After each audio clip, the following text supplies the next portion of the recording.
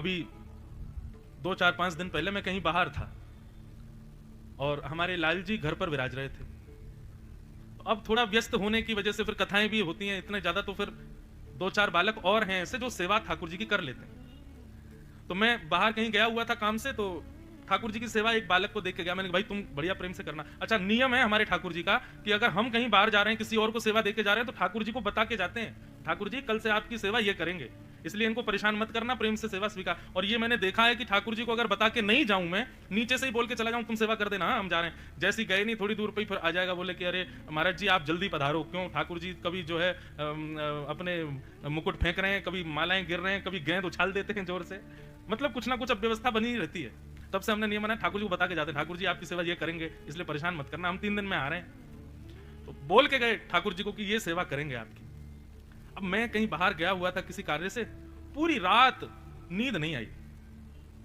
कभी लगे गद्दे में कोई दिक्कत है, कभी लगे रजाई ठीक नहीं है। फिर मैंने कहा अब थोड़ी गर्मी आ गई, पंखा चलाओ, एसी चला दिया, फिर ठंड लगी बंद कर दिया, पानी पी लिया, अब ठीक हो जाएंगे।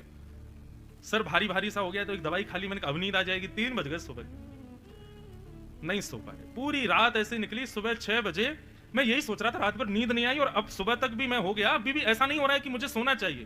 कारण क्या है?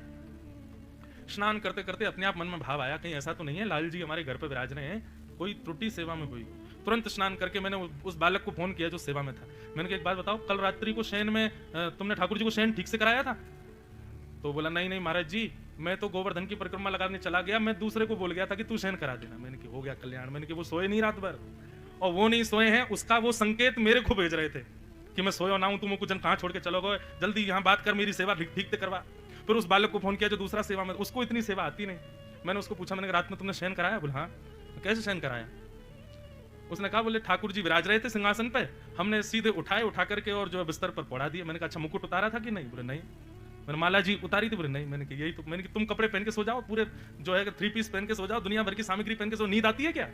ठाकुर जी का श्रृंगार नहीं बढ़ाओगे कैसे सोएंगे? तो वो अनुभव हुआ।